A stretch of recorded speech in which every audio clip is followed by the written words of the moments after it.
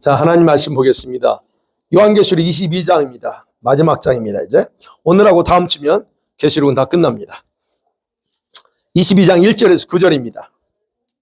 교독합니다. 제가 1절 읽겠습니다. 또 그가 수정같이 맑은 생명수의 강을 내게 보이니 하나님과 및 어린 양의 보좌로부터 나와서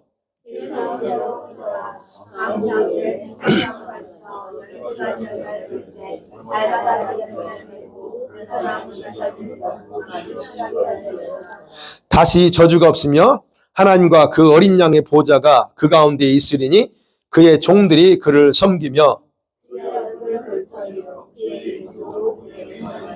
다시 밤이 없겠고 등불과 햇빛이 쓸데없으니 이는 주 하나님이 그들에게 비추심이라 그들이 세세토록 왕노릇 하리로다.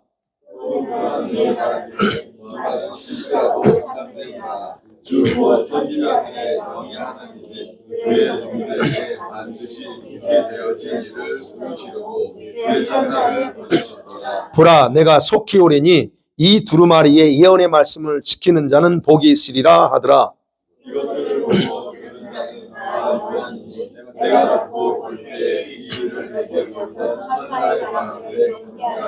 같이 읽습니다. 그가 내게 말하기를 나는 너와 내 형제 선지자들과 또 이 두루마리의 말을 지키는 자들과 함께 된 종이니 그리하지 말고 하나님께 경배하라 하더라. 아멘.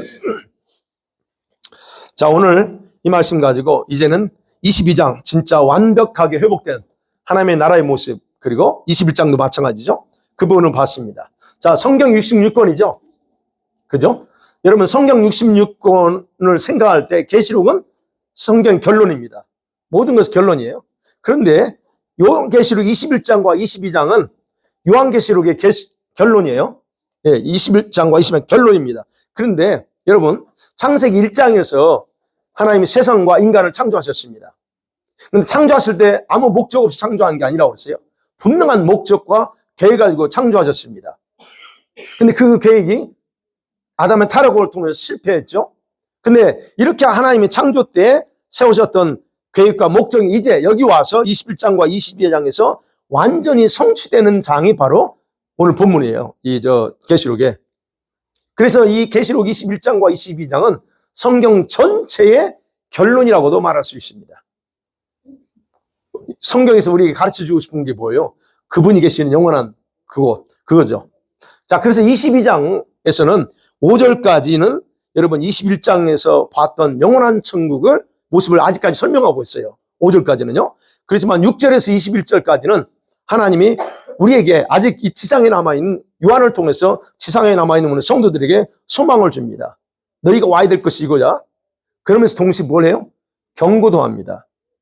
너희가 내가 이렇게 보여준 이 모든 것들을 따라서 지키지 않을 경우에는 너희들이 어떻게 망한다 하는 것도 경고하고 있는, 그래서 경고의 말씀을 통해서 성경의 마지막 그 대단원을 마무리합니다. 자, 그걸 우리가 지금, 자, 감사하죠? 우리는 인류 역사가 어떻게 될 걸 다 손안에 쥐고 있어요. 얼마나 감사합니까? 자, 그런 부분입니다. 자, 첫 번째로 생각합니다. 내용을 잠깐 21장 9절에서부터 잠깐 요약해 보면서 나갈게요. 자, 천사가 요한에게 어린 양의 아내를 보여준다고 그랬어요. 그러면서 뭘 보여줘요? 새 예루살렘을 보여주는데 어디에서 더 높은 데로 데려가서 그 예루살렘 성이 내려오는 걸 보게 됩니다. 처음에는 성의 외곽만 보여줬어요. 그죠? 성의 외곽. 그러다가 어떻게 보여줘요? 그래서 그 요한은 그걸 상세히 기록했죠. 구조가 어떤가 다 기록했습니다. 그리고 처음에는 성의 크기가 이 12,000 스타디온인데 이런 걸 천사가 보여준 걸 기록하고 그 다음에 이 성의 크기는 요한이 측량한 게 아니고 누가 측량했어요? 천사가 직접 측량한 것을 알려줘요. 그러니까 요한은 그렇구나 하고 적습니다. 그 다음에 그 내부 인사이드를 보았습니다. 그 예루살렘 성 내부를 보는데 거기 보니까 성전이 없어. 하늘에 성전이 있습니다. 근데 여기에는 성전이 없어요. 그리고 해와 달의 비침도 없다 그렇게 기록되어 있습니다. 그리고 뿐만 아니라 여기 보니까 구원받은 만국, 그 다음에 나라들이죠. 그 다음에 천국의 통치자들이 각각 영광을 가지고 오늘 지난주에 봤던 그 아버지와 어린 양이 그리고 신부들의 집, 그 집인 예루살렘 성 그곳을 왔다 갔다 하면서 경배하는 걸 보였다 그랬습니다.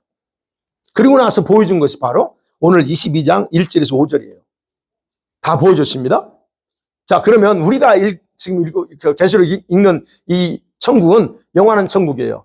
진짜 내가 강조하는 것, 우리가 가야 될 진짜 천국 여기고, 또는 다른 이름으로 새 예루살렘 성이라고 말하기도 하고, 또는 아버지와 어린 양의 신부들이 사는 집이다라고 제가 그렇게 표현했습니다. 그리고 길이가 어떻게 돼요? 정사각형 12,000 스타디온, 즉 2200km, 높이도 넓이도 길이도 다 정사각형으로 된 도시다 말했습니다. 자, 근데 이제 오해하면 안 되는 게, 여기서 보여준 것은 천국 전체를 보여준 게 아니고 천국에서도 진짜 아버지가 계시는 그것만 보여준 거예요. 그러니까 여러분, 천국은 이것만 있는 게 아니에요. 이곳은 천국이라고 하는 거대한 우주예요. 우주 행정도시라 제가 이렇게 표현했습니다. 그거를 지금 보여주는 겁니다. 그럼 왜 여기가 중요할까요? 주님이 저하고 뭐 어떤 간증하는 분들처럼 천국 저 낙원 외곽쪽도 보여주고, 그래서 좀 니들이 이거 하면 안 돼 하고 보여주면서 야 저리 가면 안 되는 걸 하고 우리에게 경각심을 좀 줄 수도 있는데, 왜 하나님은 그건 안 보여주고 이런 어마어마한 그걸 보여줄까 하는 겁니다. 어떤 게 나을 것 같아요? 저는 외곽적 진짜 좀 볼품없는 애들이 보여주는 거하고 이런 영광스러운 걸 보여주는 거하고, 보는 사람 입장에서 어디가 더 매력이 있을까? 어디일 것 같아요? 그렇죠. 그렇습니다. 그러니까 왜 여기가 중요하냐 하는 거예요.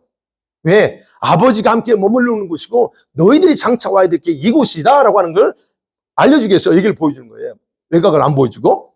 자, 여러분, 우리가 성막을 제가 얘기할 때 성막의 구조가 있죠. 성막에 뭐가 있습니까? 성막의 구조를 보면 지성소가 있어요. 그 다음에 성소가 있고, 그 다음에 성소뜰이 있습니다. 거기에 번제단이죠. 그 다음에 뭐가 또 있어요? 바깥뜰이 있어요. 누구예요? 지성소, 성소, 성소뜰, 바깥뜰입니다. 이렇게 구분합니다. 그래서 성막을 이렇게 합니다. 그러면 그 성막의 관점에서 본 아버지가 어디 임재가세요? 항상 지성소에 계십니다.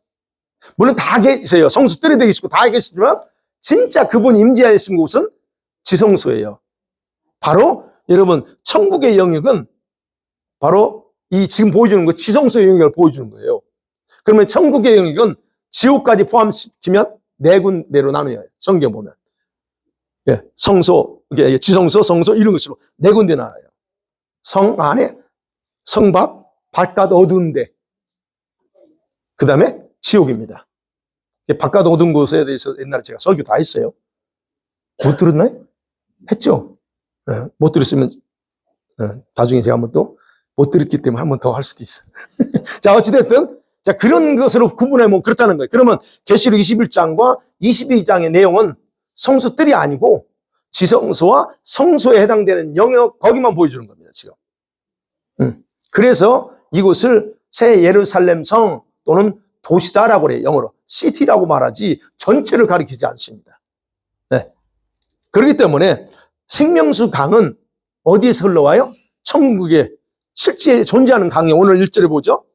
그가 소정같이 맑은 생명수 강을 내게 보여준다 그럽니다. 생명수 강. 그거는 실제 천국에서 흐르고 있는 강입니다. 그 강물의 이름을 왜 생명수 강이라고 했을까요? 그 물이 생명을 주는 물이니까 생명수라고 그래요. 그 물이 살아있다는, 리빙 워터예요. 살아있다는 거예요. 그러면 이제 오늘 22장 1절 2절 쭉 보면 요한이 본 것은 실제 생명나무입니다. 여기 나왔죠. 생명나무가 있죠. 자, 길 가운데로 흐르더라 하면서 강 좌우에 생명나무가 있습니다. 이 생명나무 역시 실제 나무지, 천국에 있는 생명나무지 상징적인 나무를 보여준 게 아니에요. 여기서 이제 계시록을 잘못 이제 해석하는 분들이 다 상징으로 해석하니까 지금 제가 이 부분을 강조하는 겁니다. 그러니까 생명수 강도 실제고 생명나무도 실제입니다. 거기 지금 보는 여기 뭐 예루살렘 도시라고 말하는 그 도시도 실제지 상징을 보여준 게 아니라는 걸 여러분 다시 기억하셔야 돼요. 그리고 거기서 뭐가 나와요? 나무에서? 생명나무에서 뭐가 열려요? 열매가 열립니다. 그 열매도 역시 실제입니다. 이거를 실제로 믿지 않으면 이렇게 해석해요. 아, 생명수는 뭘까요? 예수님을 가리켜. 성령을, 왜? 예수님이 생명을 주는 분이잖아. 그러니까 또 성령을 가리킨다고 그래요. 이렇게 해석합니다. 아니면 생명나무는 뭘까? 여러분, 생명나무는 하나님과 교제 삶을 의미하는 거예요.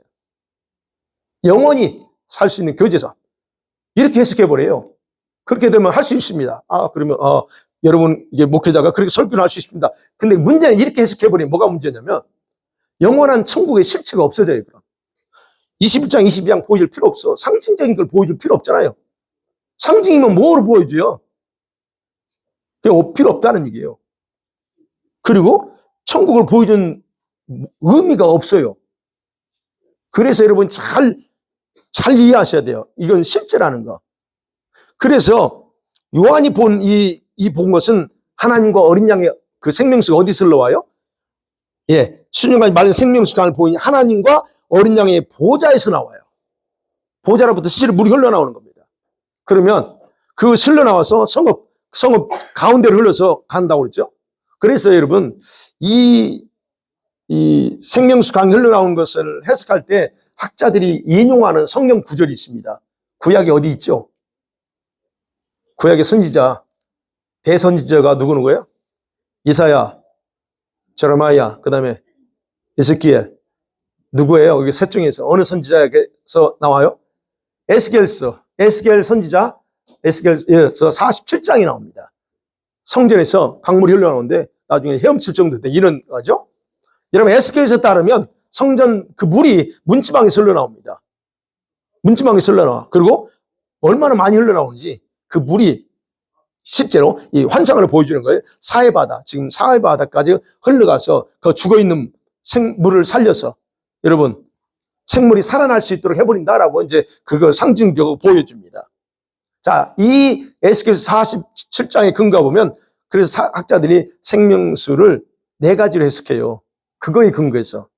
그렇지만 그거는 환상으로 장차 이스라엘이 이렇게 될 거라는 것을 강조한 거죠. 그렇지만 중요한 것은 생명수의 핵심은 뭐냐? 생명을 살리는 물이라는 거예요. 그 자체가. 죽은 사야되어 살려버리는 물이라는 게 핵심입니다. 자, 그런데 이 생명수가 흘러나왔죠. 보좌에서. 그럼 여러분 이 보좌는 우리가 20장에서 봤고 21장에서 봤지만 보좌는 악한 자들에게는 무슨 심판을 집행되는 곳이에요. 그죠? 그 보좌가. 그런데 하나님의 백성들에게는 생명의 강물을 흘려보냄을 통해서 회복시키고 그리고 살리는 생명의 보좌라는 겁니다. 누구에게는 심판이지만 누구에게는 생명 보좌예요. 네. 근데 이제 우리 포인트는 이제 생명수니까 이 생명수의 수질 상태가 어때요? 수정과 같대, 크리스탈 같대요. 아주 막대요. 예. 그리고 이 물을 마시면 영혼은 목마르지 않는다 그랬죠. 영혼이 목마르지 않아요. 그리고 이 물은 목마른 사람들에게 누구에게나 다 마시도록 공급해준다. 21장 6절에서 말씀드렸어요. 누구에게나 다 줍니다. 이 생명수는. 그런데 여러분 이 생명수는요. 천국의 전 지역, 전 어마어마하게 크잖아요. 천국의 전 지역에 흘러가서 여러분 목마른 자들이 마시게 해요. 그래서 무슨 갈증을 해소시킬까요? 사람이 천국 가면 목마르대요. 무슨 목마름? 그 영혼의 갈증을 해소하게 되는 게 바로 생명수예요. 여러분 이러한 영원한 천국의 모습과 상태를 보고서 뭐라고 표현하냐면 신학자들은 에덴 동산의 회복이라 그래요. 창세기 타락 전에 에덴 동산. 여러분 창세기 2장에 에덴 동산 나오잖아요. 그 상태가 어땠어요? 창세기 2장 10절에 보면 동산에 강이 흘러가요. 강줄기가 강이 몇 개죠? 몇 개? 기손강, 기온강, 유브라데스강, 티그리스강. 강이 4개가 흘러갑니다. 그러니까 동일해요. 그러니까 이 동산에서 강이 흘러서 동산 흠뻑 적셔서 거기부터 이렇게 흘러가거든요. 그런 것과 비슷해요. 그런데 여기서는 오늘 좀 계시록 22장에서는 생명수가 어디서 흘러와요? 보호자에서 흘러나옵니다. 그리고 동산, 여러분, 동산에는 중요한, 에덴 동산에는 뭐가 있었어요? 선악과가 있었고, 그 다음에 생명나무가 있었어요. 다른 나무도 있었겠지만 두 가지만 강조합니다. 그런데 여기 지금 영원한 천국 22장에서는 뭐만 있어요? 생명나무만 존재합니다. 여러분, 인간이 타락했잖아요. 인간이 타락하면서 지상에서 감춰버렸던 그 생명나무를 이제는 백성들이 누구나 여러분 열매를 먹을 수 있도록 공개한다는 얘기예요. 아담한테는 닫아버리잖아요. 누구를 파송해서 지켜요? 그룹 천사를 딱 파송해서 생명나무 못 따먹게 해요. 근데 여기서는 지금 다 뭐고? 공개적으로 그렇습니다. 그러니까 여기에서는 지금 이 영원한 천국에서 더 이상 선악과가 필요치 않아요. 필요가 없어요. 왜요? 하나의 백성들인 저와 여러분이 모두 아버지와 어린 양께 오직 순종으로만 반응할 것이기 때문에 거기에서는 더 이상 불순종이라는 단어가 없어요. 여기서는 그냥 순종만 합니다. 오케이. 모든 게 다요. 그러니까 굳이 주님이 이거 먹으면 죽는다. 이거 할 필요 없어요. 그리고 창세기 3장에서 그 3장의 동산은 저주가 있었죠. 이미 있잖아요. 거기를 쫓겨났습니다. 그런데 이 영원한 천국에서는 더 이상 저주가 없고 쫓겨날 일도 없다라고, 그리고 오직 주님을 섬겨요. 그래서 이제 4절, 5절 보면 거기 이제 주님을 섬깁니다.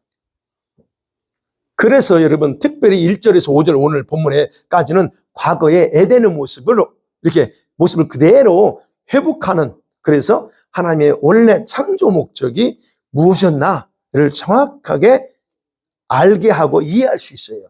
아, 참 하나님이 이거를 목적으로 하셨구나 하는 거예요. 네. 그렇기 때문에 에덴 동산이 실제했다고 저와 여러분 믿는다면 뭐도 실제예요 이거? 예, 오늘 본문에 등장한 천국 모습도 실제입니다. 상징이 아니라는 거예요. 네. 그 다음에 두 번째로 생각할 수 있는 건 그러면 생명나무에 대해서 보려고 합니다. 생명나무가 뭘까? 여러분, 이 생명수 강물이 성읍 중앙에 있고 그 양쪽 주변에 그 생명 물줄기를 통해서 나무가 자라요. 근데 이 나무가 열매를 맺습니다. 무슨 열매요? 몇 가지 열매요? 12가지 열매를 맺습니다. 꼭 왜 12가지만 열릴까요? 뭐 24개 하면 안 돼요? 근데 그건 우리 마음이고 주님이 아버지가 12가지 딱 정해놨습니다. 근데 문제는 여기 보면 그 생명나무가 얼마나 많은지 그거 안 나옵니다. 그리고 얼마나 많은 열매가 맺는지 그것도 없어요. 그거 없어. 다만 그 생명나무는 살아있대요.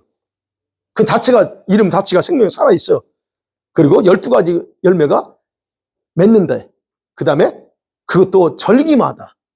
알겠죠? 절기마다. 그러면 이 절기라고 하는 것, 달이거든요. 이 달이 존재한다는 정보만 우리에게 가르쳐 줍니다. 그래서 2절이겠죠? 12가지 열매를 맺을 때 달마다 그래요. 그 열매를 맺고 달마다. 네. 그럼 12가지면 12달이겠죠? 네, 그걸 지금 우리에게 얘기합니다. 그래서 이것에 대해 학자들이 이 부분을 문자적인 열매라고 해석 안 하는 거예요. 12달. 그러니까. 아니, 어떻게 천국에 12달이 있어? 12달이 지상에 있어야 마땅하지? 그러니까 이거를 문자적으로 해석하지 않고 어떻게 해요? 아, 이거는 이 생명나무가 있다고 하는 것은, 생명나무의 그 생명력 있잖아요. 파워 있잖아요. 그게 넘쳐나 풍부하다고 하는 것으로 이해하고 해석을 하는 겁니다. 왜냐하면 여러분 그곳에는 해와 달이 없어요. 우리 개념으로 일개 12달은 뭐가 있어야 12달이 정해져? 해와 달이 있어야 되죠. 근데 여기는 없어요. 해와 달이 없어요. 없는데 어떻게 매월 지속적으로 열매를 맺을 수 있느냐 이거예요. 이건 불가능하다. 그러니까 이거는 아니야. 그래서 그렇게 해석하는 겁니다. 근데 여러분 기억하셔야 될 거는 이 말씀의 근거에 보면 우리가 알아야 될 거는 천국에서 12개월의 주기가 있구나라고 확인하는 거지, 이거 우리 개념으로 있고 없고를 정할 수 없다는 얘기예요. 그죠? 여러분 천국의 12개 달 무엇에 근거해서 진행될까? 왜 이 지상에 12개월이라는 걸로 12달 정해져 있을까? 왜 정했을까요? 제가 항상 말씀드렸죠. 지상의 이 모든 원리나 법칙은 뭐의 모델이라고요? 천국에 있는 걸 모델이에요. 왜 꼭 7일 주기, 우리가 일주일 주기를, 그리고 왜 정했을까요? 어디에서 그런 건가, 이거? 천국의 하나의 법칙이에요, 그게. 근데 이걸 우리가 그렇게 하고 있거든요. 그러니까 우리가 생각해야 될 것은, 천국에 12개월이라고 하는 있구나. 근데 우리의 개념하고 다르다는 거예요. 네. 그러면 어떤 것에 근거해서 천국에서는 12개월이 진행될까 하는 거예요? 지금처럼 해와 달 기준으로 할까? 여러분, 그러지 않습니다. 오늘 이제 21장 23절에 보면 거기는 해, 달 전혀 필요 없다고 그래요. 왜요? 하나님 자체가 빛이야. 그렇기 때문에 거기는 필요 없어. 어디서 빛이에요? 여기 영원한 천국 안에서 빛이에요. 그렇지만 저쪽 외곽으로 나가면 어떻게 해요? 거기는 달라. 어찌됐든, 자, 그럼에도 불구하고 해와 달이 없음에도 불구하고 12개월이 존재합니다. 그렇다면 기억하셔야 될 건 거기 천국의 12개월 시스템하고 여기 시스템하고 다르다는 얘기예요. 우리는 생각하셔야 돼요. 그리고 생명나무의 중요성이 뭐냐 하는 것. 생명나무의 중요성이 뭐냐면 그 나뭇잎이 모든 민족들을 치료하는 약재다라고 말합니다. 그죠? 2절에 보니까 그 열매를 맺고 그 나뭇잎 사기들은 열매뿐만 아니라 나뭇잎 사기도 문제예요. 만국을 치료하기 위해서 존재합니다. 그럼 우리가 여기서 이 말씀을 충분히 이해하죠? 여러분 다 받아들이죠? 그렇지만 한 가지 여기서 풀고 넘어가야 될 단어가 있어요. 만국을 치료한다는 거예요. 도대체 누구를 치료해요? 아니 분명히 천국에는 아프지도 않아요. 질병도 없어요. 고통도 없고 여기 21장 4절에 보면 눈물도 없고 고통도 없고 전혀 아픔이 없습니다. 그런데 도대체 누구를 치료해요? 우리가 했잖아요. 치료한다고. 이걸 어떻게 이해하셔야 되냐? 어떻게 이해해야 될까요? 두 가지로 생각하시면 돼요. 21장 4절에서 말하는 이 말. 22장 4절에서 그랬죠. 모든 눈물 다 닦아줍니다. 이 말은 이곳은 중요한 것은 아버지의 장막이 함께하는 곳이라고 하는 것. 이게 지금. 그러면 물론 여러분 천국은 어디에도 애통함, 아픔, 슬픔 이게 없습니다. 절대로 없습니다. 왜냐하면 성도들의 몸이 육신이 아닌 부활의 몸. 우리가 부활하잖아요. 부활의 몸, 영혼의 몸을 가지고 있기 때문이에요. 영혼은 병들지 않습니다. 여러분 지금 천국 가 있는 우리 선배님들, 우리 여러분 가족 중에서 지금 천국에서 아프다는 소리 들어봤어요? 못 듣지 우리는. 여러분 영혼은 절대 아픔이라는 걸 모릅니다. 부활의 몸은 그렇다는 거예요. 그렇기 때문에 부활의 몸은 결코 죽거나 아플 수가 없는 존재다 하는 거예요. 1차적으로 그거고요. 그 다음에 두 번째 생각을 할 것은 이 영원한 천국이 아닌 오늘 계시록 21장과 22장이 아닌 천국 다른 지역은 여기와 상태가 너무 많이 다르다는 거예요. 무슨 말인지 이해가 되시죠? 그래서 천국 외곽 지역 또는 낙원의 저 변두리 외곽 지역 거기는 점점점 가면 더 어두워진 부분이 있어요. 이건 제가 한 게 아니고 갔다 오신 분들이 간증한 걸 보면 그렇더라고요. 대부분 공통적으로 말하는 게 그거예요. 저 낙원 중에서 저 외곽 지역을 보여주는데 어두침침한 게 있대요. 아니 여기는 태양이 필요 없다는데 빛만 있다는데 그쪽은 없다는 얘기예요. 그러니까 결국 우리가 뭘 보면서 알아야 되냐면 이 말씀은 영원한 천국에서 이 생명수와 열매를 마음껏 먹을 수 있는 사람들에게 해당되는 것이 아니라는 것을 알 수 있어요. 무슨 말이에요? 분명히 여기서도 21장 24절 26절 있잖아요. 만국 백성이 나오잖아요. 그죠? 24절에 만국이 그 빛 가운데로 다녀 땅의 왕들이 자기 영광을 가지고 들어오고 26절에 사람들이 만국의 영광과 존귀를 가지고 들어와. 그럼 만국에 사는 백성들이 있다는 얘기예요. 그럼 그 백성들은 어디 살까요? 여기 예루살렘의 성에 살지 못하는 다른 사람들이 다른 곳에 산다는 얘기예요. 그게 만국 백성입니다. 즉 천국에 존재하는 수많은 별들 또는 수많은 지역에서 살고 있는 사람들. 그리고 분명한 것은 여기서 말씀처럼 생명나무의 잎은 바로 치료약재라. 그렇다 하면 우리가 기억해야 이 말씀은 그대로 받아들여야 돼요. 그럼 누군가에게는 이 생명나무의 잎 약재인 이파리가 필요하다는 걸 의미합니다. 그러면 치료라고 하는 단어 있잖아요. 치료라는 단어를 우리가 생각할 때 몸에 아픈 질병을 의미하는 걸로 한정시키면 안 돼요. 우리는 여기서 치료한다면 아픈 걸 치료한다고 하잖아요. 그런데 몸만 아프다고 치료하나요? 아니, 우리 마음도 아프면 치료받아요. 그럼 마음을 어떻게 알아? 영혼도 치료해야 됩니다. 그죠? 영도 치유하고 혼도 치유해야 돼요, 사실은 여러분. 가장 여러분이 혼이 심각한 데미지만 받으세요. 그 혼도 치유해야 돼요. 그럼 그거로 보이지 않는 혼은 어떻게 치유해요? 뭘로 치유해요? 뭘로 치유하죠? 몸이 아픈 건 병원에 가서 약을 먹으면 치유된다 하지만 영과 혼이 당한 상처, 이 아픔은 어떻게 뭘로 치유해요? 그래서 치유라고 하는 개념을 우리가 이렇게 생각하시면 안 된다는 거예요. 그렇다면 여기서 치유라고 하는 단어는 몸의 질병만 의미하는 게 아니다. 그러면 천국의 어느 영역에서는 누구인가 하는 이 약이 필요하다는 거예요. 그럼 뭘 치료할까 하는 거죠? 낙원은 외곽 지역에 사는 사람들, 그 사람들의 사는 영혼들을 치료합니다. 치료한다는 영혼이 병들었다는 게 아니고 영혼이 가면 그렇대요. 영혼이 하나님의 은혜를 덧입고 살지만 감사하게 살지만 영혼이 힘이 빠지고 우리가 그렇잖아요. 우리도 지금도 그러죠. 영혼이 힘이 없어. 피곤해. 공부해. 그럴 때 바로 이 생명나무의 잎을 통해서 그들이 소생하고 그들이 힘을 얻는다는 그게 바로 치료입니다. 회복시킨다는 것이 치료예요. 바로 이 약재가 그 재료를 쓰인다는 겁니다. 그러니까 그 부분에 대해서 이 생명나무는 실제고 그다음에 이 생명나무 이파리는 천국에서 영혼을 치유하고 회복시키는 재료다 하는 걸 우리가 분명히 이해할 수 있습니다. 그 다음에 또 세 번째로 생각해 볼게 이제 3절에서 5절을 보면 이 천국 백성, 왕국에서 살고 있는 천국 백성의 특권이 뭐냐는 거예요. 자, 이 영원한 천국에 들어가 사는 성도들은 아주 특별한 축복을 누리고 있습니다. 거기 기록되어 있죠? 하나님과 어린 양 예수 그리스도를 섬긴다 말합니다. 3절에 그랬죠?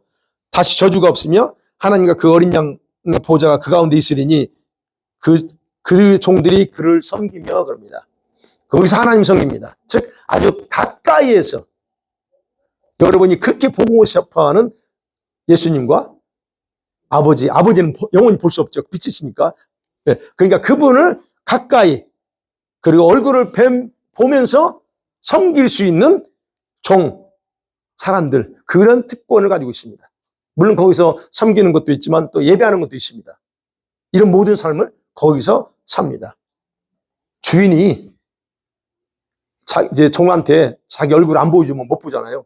근데 이제는 거기 있는 분들한테는 주님이 직접 이렇게 자기 얼굴 보여주고 그런 특권을 누려요. 근데 제가 늘 낙원에 사는 저 외곽에 사는 사람들은 주님 볼 수 있어요? 절대 못 봅니다. 주님이 특별히 허락을 해서 방문하지 않는 이상은 볼 수 없다는 거예요. 그러니까 여기 와서 주님 얼굴을 보고 섬긴다는 거 얼마나 특권이냐 이거예요. 그래서 여기 가야 된다 하는 거예요. 그 다음에 두 번째 그거예요. 어린 양의 이름을 이마에 새겼어요. 이들 보니까. 그죠? 4절 같이 한번 읽어볼까요? 시작. 그의 얼굴을 볼 터요. 그의 이름도 그들의 이마에 있으리라. 이 사람들이 특권이 그거예요. 어린 양의 예수님의 새로운 이름이 이마에 다 새겨져 있어요. 그 사람들한테는. 저쪽에 사는 사람 아니고 여기 사는 사람들한테는 그 이마에 이름이 새겨져 있대요. 그럼 무슨 말이에요? 소속이 남다르다는 거예요. 특별하게 구별된 그런 사람들. 여러분 계시록 3장 12절에서 분명히 그랬습니다. 예수님의 새 이름을 이마에 새겨놓는다 그랬어요. 예수님이 특별한 소유로. 그러니까 인구가 얼마인지 모르겠어요. 천국 백성이 얼마인지 모르겠지만 수십억이라고 해. 그럼 수십억 사람 중에서 다가 아니고 거기에 해당되는 사람들, 그 사람들을 이마에 새겨놔. 그러면 다 구별해요. 다. 그걸 의미하는 거예요. 그러니까 천국에서도 결국은 이 땅에서의 여러분의 생활 여부에 따라서 명확하게 위치가 달라지고 자격이 구별된다는 거예요. 지상에서 직분의 문제가 아닙니다, 여러분. 그거 기억하셔야 돼요. 목사니까 엄청난 특권 가지고 평신도는 저쪽이고 절대 그러지 않습니다. 신분과 여기서 직분과 상관없어요. 여러분이 어떻게 살았느냐, 누굴 인생을 살았느냐, 요겁니다. 그 다음에 세 번째 5절이 그랬죠. 세세토록, 밤 높고 그러니까 여기서 보면 그들이 세세토록 왕노릇합니다. 영원토록 왕노릇한대요.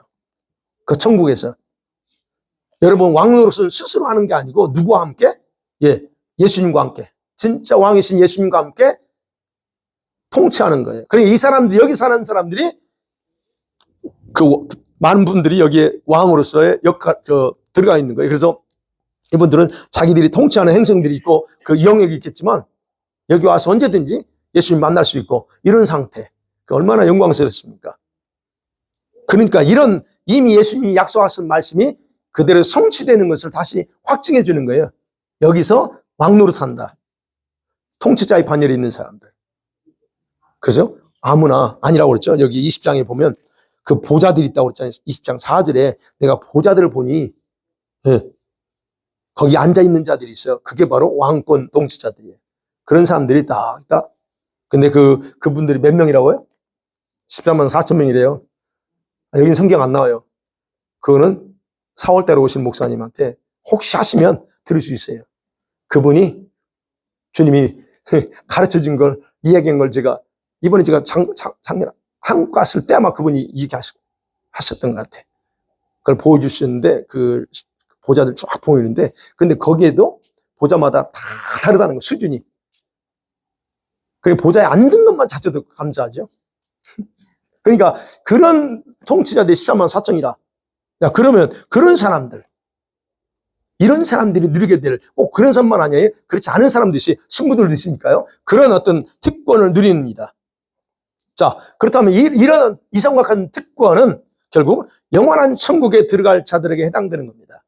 아무이가 아니에요. 성소들에 해당되는 천국의 영역에 들어간 자들에게 해당되는 게 아니에요. 낙원에 있는 사람들이 아니라는 거예요. 분명한 것은. 그다음 마지막으로 이제 6절부터 9절을 봐야죠. 이 기록되어 있습니다. 요한이 기록한 이 계시는 다시 여기에서요. 그 출처가 어디냐? 요한에게 보여준 계시는 어디서 나왔냐? 어디서 나왔대요?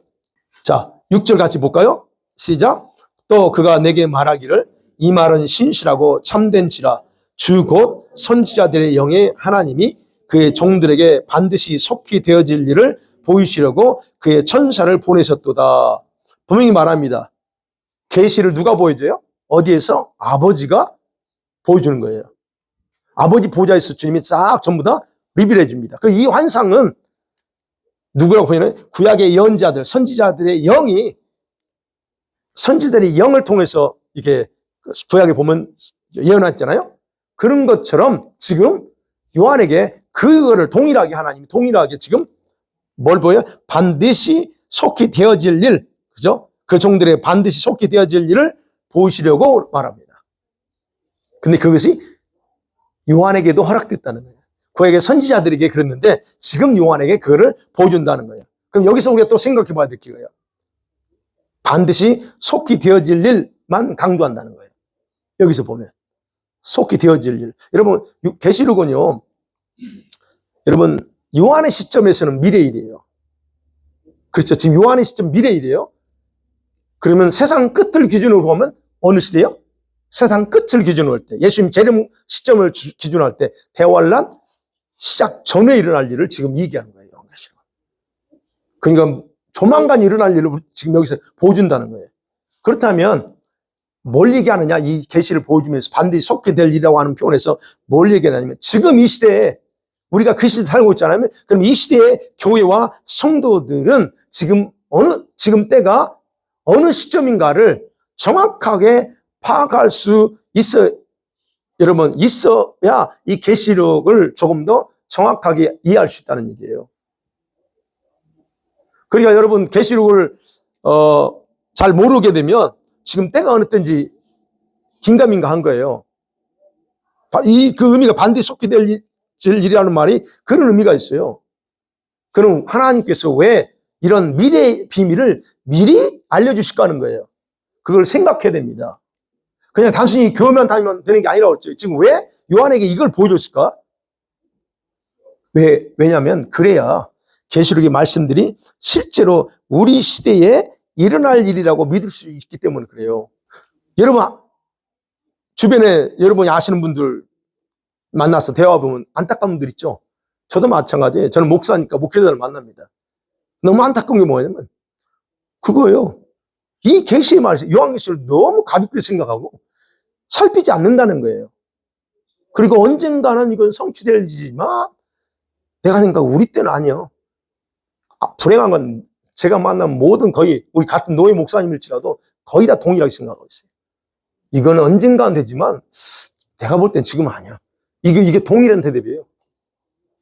그래, 그 말씀, 그런 얘기를 들을 때 얼마나 답답해요. 그러니까 지금 세상이 어지럽잖아요? 혼란스럽게 돌아가는 상황을 이해를 못 하는 거예요. 옛날에도 그랬지, 뭐. 똑같잖아요. 옛날에도 그랬잖아요. 비슷하게. 지금도 그래. 이거는, 그래서 지금 돌아가는 건 옛날도 똑같이 했기 때문에 가다가 다시 또 원상태로 돌아갈 거다. 이렇게 얘기해요. 여러분, 지금 세계가 난리에 소문이 퍼지고 있어요. 이게 예수님 말씀이죠. 마태복음 24장 6절, 7절. 그리고 모든 민족이 민족을 대적해. 지금은 뭐 한국과 북한이 지금 뭐 어쩌고 저쪽 유럽 쪽에서 난리잖아요.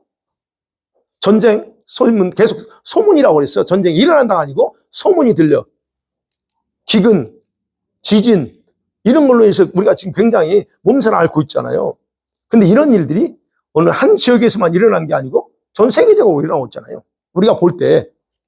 근데 이런 뚜렷한 현상을 보고서도 아직 주님이 오실 때가 안 되었다라고 생각하면서, 예, 자기 영혼을 관리하지 않으니까 우리 주님의 마음이 얼마나 안타깝게, 예, 답답할까 하는 거예요. 그래서 주님께서 이미 이런 현상을 파악하셨어요, 주님은. 그래서 7절에 다음과 같이 축복의 말씀하자. 7절 보겠습니다. 시작. 보라, 내가 속히 오리니. 예. 어떤 약속이에요? 그 중에서 이 두루마리 예언의 말씀, 즉 요한계시록 여기서는 이 말씀을 지키는 자는 복이 있대요. 여러분, 분명히 말합니다. 모든 교회 다니는 사람들이라고 말하잖아요. 종교인들이다 말하지 않습니다. 진짜 때를 알고 이 말씀을, 예, 생각하면서 그리고 이대로 살아야 되는구나 라고 받아들이는 사람들, 그런 사람들만 복이 있다 말합니다. 여러분, 종교인들은요, 종교 생활을 신앙생활이라고 착각한다고 그랬죠. 그림자 따라다니면서 그게 실체라고 착각하고 살아요. 여러분, 세속적인 교인들 있죠? 그런 사람은 어떻게 합니까? 세상 술에 취해 있어요. 그리고 자기가 대환란에서 멸망당할 것이라고 전혀 생각하지 않고 현재 삶을 즐겨요. 그때가 회개하면 되지. 참 답답하죠? 여러분 들을 때 답답하지 않아요? 그래, 회개할 수 있으면 좋아. 근데 내가 어떻게 될지 모르는데 참 그냥 답답합니다. 그러니까 자기들은 하나님의 자녀라고 얘기해요. 나 하나 예수 믿는 사람이요. 그리고 주님이 나를 얼마나 사랑하는데. 그렇죠. 무진장히 사랑합니다. 그러니까 현재 내가 지금은 이 모양이라도 어떻게 한다고요? 주님이 반드시 나를 때가 되면 구원할 거야. 이 믿음 얼마나 좋아요? 대단한 믿음이에요. 아니, 그때 가서 어떻게 될지 모르는데 자기는 그때 주님이 어쨌든 구원할 거라는 확실한 믿음, 이 믿음 좀 가져봐요, 여러분. 예. 여러분, 문제는 뭐예요? 그래, 대단한 믿음을 가져서 좋다, 이게. 그러나 문제는 뭐예요? 주님이 구원을 안 해주는 게 아니에요. 안 해주는 게 아니고 뭐예요? 주님이 구원의 손길을 내밀어도 본인 스스로 거부하는 것을 모르고 있다는 게 이게, 예, 하나만 알고 들어 모르는 게 이게 안타까운 거잖아요. 그래서 이 말씀을 자기 자신을 위해서 정확하게 이해된다는 거예요. 그래서 이 속히 오리니 이 두 마리 예언의 말씀을 지키는 자 그래요. 자, 1장 3절 있죠. 1장 3절에서는 이 예언의 읽는 자들이 복이 있다고 그랬고 듣는 자들이 복이 있다고 그랬어요. 그 다음에 지키는 자들, 이렇게 세 종류로 나눴습니다. 그런데 오늘 여기서는 둘은 다 뺍니다. 오직 뭐만 나와요? 지키는 자들. 지키는 자들이에요. 무슨 차이가 있어요? 이게 왜 앞에서 1장 3절에서 두 종류의 사람 빼버리고 듣고 읽는 사람 빼버리고 지키는 사람만 복이 있다고 할까요? 여러분, 처음에는 계시록을 읽고 듣는 자들이 복이 있어요. 이 말씀을 읽는 것 자체가 복이에요. 이렇게 심판이 오는구나. 이거 복이 있습니다. 그리고 읽고 들으면서 내가 뭘 해야 될지 이거를 파악하고 자기를 준비할 수 있는 기회를 잡을 수 있기 때문에 그것도 복이에요. 그러나 지금 이 마지막 지점에 와서는 달라요. 마지막 지점에 와서는 읽고 듣는 게 중요한 게 아니야, 이제. 다 읽었어. 다 읽었어. 들었어. 그 다음에 뭐가 중요하다는 거예요? 듣고 알았으면 뭘 해야 돼? 지키고 행하는 게 중요하다는 거예요. 그래서 그것만 강조하는 겁니다. 듣는 게 이제 복이 아니에요. 여기까지는. 그러니까 여러분이 말씀 듣는 게 복이 아니에요. 이제는 들어버렸어. 그럼 들어버리고 나서 아무것도 안 하면 그게 불행한 거예요. 그러니까 진짜 복 있는 사람은 들었으면 들은 대로 행하는 것이 복이다는 거예요. 그래서 계시록에서 이 마지막 때에 지켜야 될 그러면 예언이 뭐예요? 여기서 말하죠. 이 예언의 말씀을 지키는 자, 여기서 말할 때 이제 요약해 보려고 그래요. 제가 여기서 말하는 예언의 말씀이 뭘까요? 이 계시록에 나오는 전체를 다 지켜야 될까요? 아니, 요약해줘. 여기 계시록 하다 보면 실제로 여러분과 제가 지켜야 되는 두 가지예요. 압축해 보면 두 가지입니다. 하나는 짐승표하고 우상을 경배하지 않는 거. 이거는 우리가 목숨 내걸고 해야 될 거예요. 그 다음에 여러분 18장 4절인가요? 바벨론 멸망해서 할 때 천사가 외치는 말이 있죠. 뭐라고 했을까요? 여러분 기억하시나요?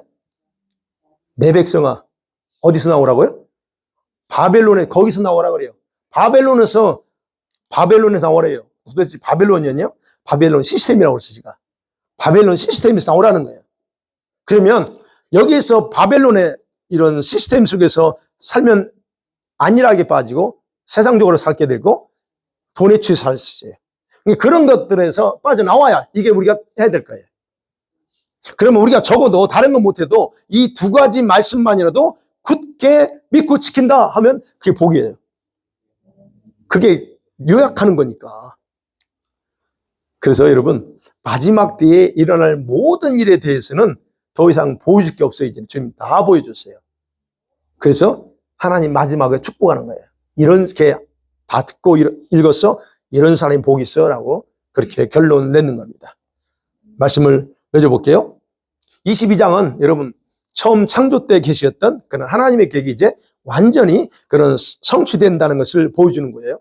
그러면서 동시에 에덴 동산에서 목적했던 그런 하나님의 나라가 완전히 회복된 모습으로 이게 지금 그게 바로 보여주는 거예요. 그래서 주님께서 21장과 22장을 보여주시면서 그러면 오늘날 저와 여러분에게 우리 성도들에게 하고 싶은 말씀이 뭘까요? 참 이걸 보여주면서 주님이 개인적으로 모든 하나님의 성도들에게 하고 싶은 말씀이 있을 거 아니에요? 뭘 것 같아요? 뭔 것 같아요? 여러분 이 계시록 21장과 22장 보면서 여러분은 여기서 주님이 어떤 마음을 우리가 주려고 할까 한번 생각해 본 적 있어요? 여러분 항상 성경 읽으면서 그 마음을 가져야 돼요. 그냥 성경 읽어야 되니까 읽는 게 아니고 오늘 1장이든 2장이든 읽으면서 이 말씀 속에서 주님이 나한테 뭘 말씀하시려고 할까? 이런 그게 읽으셔야 돼요. 그러면 오늘 22장 1절에서 쭉 이렇게 보면서 주님이 이 말씀을 우리한테 주면서 또는 읽을 때 어떤 마음을 가르쳐 주려고 할까요? 여러분, 저는 이렇게 생각해요. 이걸 보면서 내가 너희들을 향한 여러분, 주님 입장에서 내 마음이 뭔가를 좀 보라 하는 거. 내가 너희들한테 이렇게 신신당부하고 지금 막 하는 부분들이 도대체 왜 그런가, 왜 그렇게 강조하는가를 좀 알아달라 하는 게 아닐까 생각해요. 그잖아요. 주님이 이 영광스러운 천국을 만들어 놓고 왜 우리한테 보여줘요? 여기 오라고. 이게 주님 마음 아니에요? 여러분 어떻게 생각하세요? 그게 그분의 마음이라고 봐요. 그런데 이제 우리가 봐야죠. 그런데 왜 우리는 적어도 저와 여러분은 이게 주님 마음이구나라고 이해가 되는데 왜 일부 성도들이 또는 많은 성도들이 예수 믿는다고 하는 성도들이 이곳에 갈 생각 않고 살아갈까? 또 우리 중에서도 파악해 봐야죠. 우리도 그럴 수 있으니까 왜 그럴까 하는 거예요. 주님은 이곳으로 오라고 우리한테 보여주면서 이렇게 하는데 왜 우리는 그렇게 살지 못할까? 왜 그럴까요? 두 가지. 무지해서 그래. 무지. 뭐에 대한 무지해? 천국에 대해서 몰라. 천국에 대해서 너무 모릅니다. 여러분 주변에 신앙생활 한번 물어보세요. 천국이 어떤 곳인지. 그럼 천국 가면 어떨까? 대부분 다 뭐라고 해요? 뭐 좋은 곳이지 뭐. 그죠? 천국만 가면 돼. 우린 다 그렇게 생각하잖아요. 그게 뭐냐? 무지하다는 거예요. 천국에 대해서 전혀 모른다는 얘기예요. 그러니까 어떻게 해요? 예수만 믿으면 구원 받으니까, 천국은 따는 당상이니까 그냥 가면 돼. 이런 식으로 생각해요. 그러니까 세상의 것에 대해서 너무 잘 알아. 그런데 그것들은 배움을 잘하고 열심히 자랑하는데 도대체 이 천국에 대해서는 아는 게 없어. 천국을 너무 단순하게 생각한다는 거예요. 그 부분에 대해서. 그래서 주변에 여러분 다 모든 분들 만나서 얘기해보면 믿으면 죽으면 가는 거지. 믿는 자들이 가는 곳. 네. 근데 여러분 실제로 죽어봐야 되는데 안 죽어봐가지고 모르지만 죽어서 천국 가면 자기들이 생각하지 않는 곳으로 가는 경우에 얼마나 기겁할까. 그거 한번 생각하셔야 돼요. 여러분 도대체 천국은 어디 가시면 어디 가고 싶어요? 막연하게 그러죠? 근데 만일에 갔어 내가 간 곳이 내가 생각하는 것과 전혀 다른 곳이라면 어떨까 하는 거예요. 열심히 지상에서 봉사하고 열심히 했는데 죽어서 보니까 내가 가는 곳이 엉뚱한 곳이네. 지옥이 아니고 가더라도 천국은 천국인데 내가 기대했던 거 달라 이거예요. 그래서 사람들이 사실은 천국을 막연하게 생각하니까 그렇다라고 하는 거예요. 또 하나는 뭘까요? 주님 이런 모든 부분에서 왜 그렇게 사느냐? 여러분 각 성도들 중심에 천국에 대한 관심이 없이 살아. 천국에 대해서. 이제는 지금쯤은 우리가 다 천국에 대한 관심을 가져야 됩니다. 진짜 천국 이건 우리가 당연히 취해야 될 그런 곳이에요. 그래서 예수님도 천국은 침노하는 자가 취한다고 그랬잖아요. 그럼 우리가 지금쯤은 그래야 되는데 우리가 천국에 대한 애정이 없어. 정말 나 천국 가고 싶은. 네. 그럼 애정이 뭘까요? 여러분 각 사람 애정이 있다고 그랬잖아요. 애정은 뭐예요? 그 사람의 중심이 추구하는 거예요. 여러분의 영혼이 추구하는 본질이 애정이에요. 그러면 여러분의 영혼이 뭘 추구하고 있는가 잘 보세요. 천국에 그렇게 소망을 가지고 있느냐? 없느냐? 진짜 가고 싶어요, 거기? 네. 그게, 조금만 가시면 안 되고, 점점 많아져요. 불타야 돼요. 네. 그러니까 결국은 사람들이 자기들 중심에 세상의 온갖 쓰레기 다 갖다 놓고, 거기다가 주님을 향한 마음, 천국, 그래, 이런 설교 들으면 나 거기 갈 거야. 이런 마음들 함께 섞어 놓아. 여러분, 그렇게 되면 어떡해요? 잠깐 설교 들으면 빵 쳐서 감동이나 임팩트가 와서 딱 쳐. 그래서 주님, 나 거기에 대한 사모함을 가져. 그런데 중요한 것은 그 잠깐이라는 거예요. 왜? 내가 내 이 가슴에 쓰레기들이 너무 많아. 그러니까 그 쓰레기들의 관심이 더 많아. 천국에 대한 관심은 20%밖에 안 돼. 그러니까 그것에 대한 관심보다 이런 다른 세상적인 것에 관심이 쏟아요. 그러니까 잠깐 한순간에 번쩍이는 불꽃처럼 했다가 한 이틀이 지나면 원래대로 슉 돌아와.